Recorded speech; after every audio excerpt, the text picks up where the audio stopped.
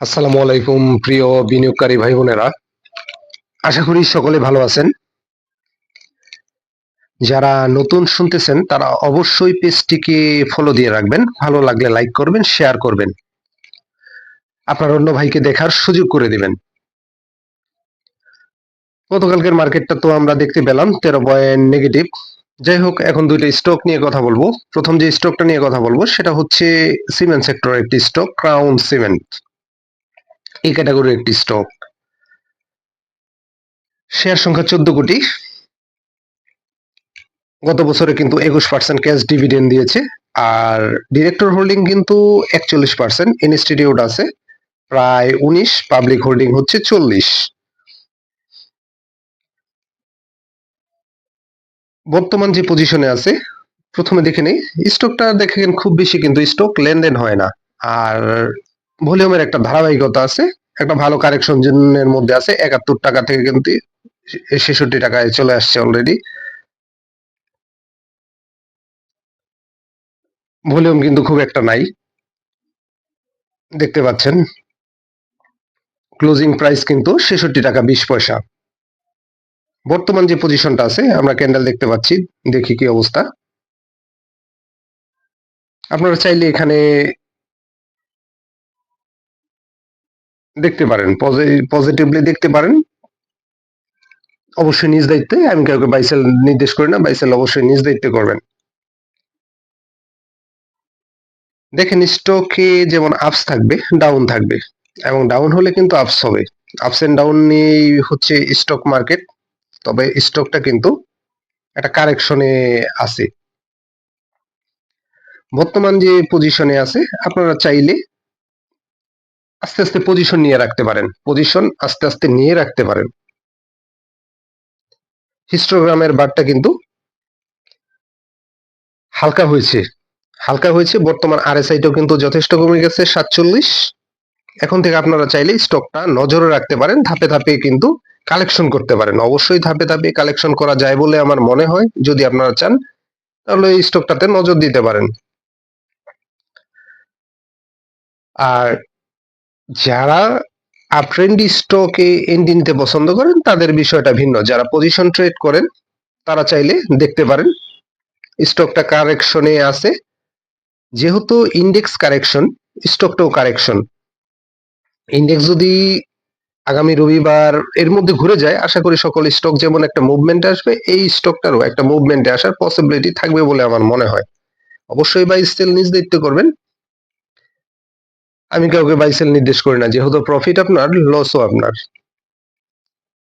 আর সে কিন্তু একটা ভালো একটা কারেকশনের মধ্যে আছে, আমরা দেখতে পাচ্ছি।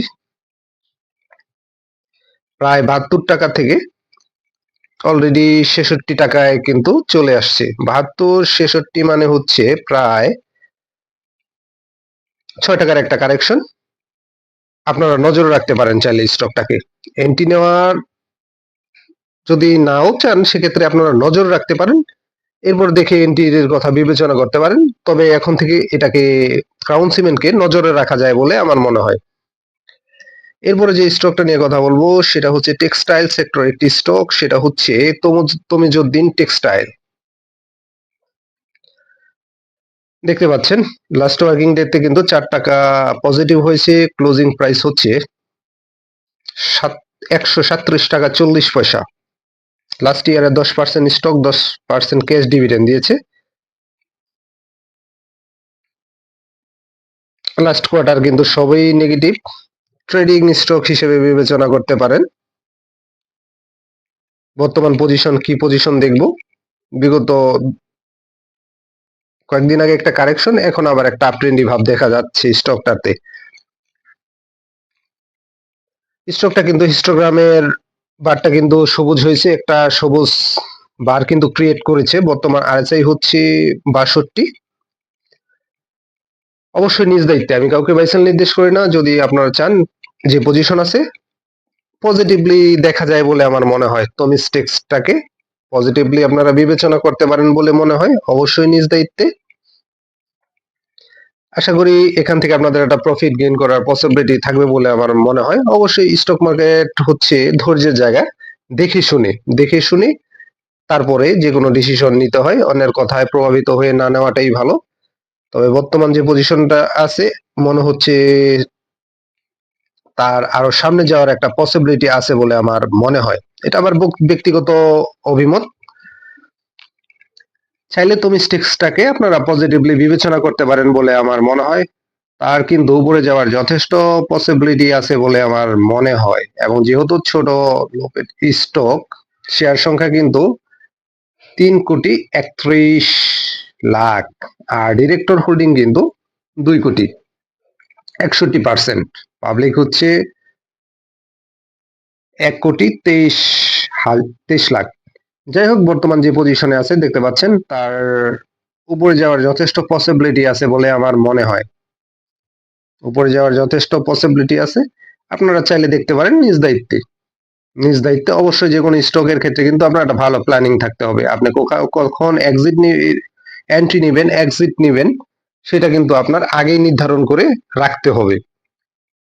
অনেক সময় আমাদের সিচুয়েশনের উপরেও কিন্তু ডিসিশন ডিপেন্ড করে, সেটা অন্য কথা। তারপর আপনার একটা ভালো প্ল্যানিং থাকা উচিত। প্ল্যানিং ছাড়া আপনি স্টক মার্কেটে টিকতেও পারবেন না, খুব বেশি সুবিধা করতে পারবেন না। ধন্যবাদ, ভালো থাকেন, নিজের পুঁজিকে নিরাপদে রাখেন। চাইলে তুমি স্টেক্সটাকে নিজ দায়িত্বে দেখতে পারেন। আমি কাউকে বাই সেল নির্দেশ করি না। বাই সেল অবশ্যই নিজ দায়িত্বে করবেন। ধন্যবাদ, ভালো থাকেন।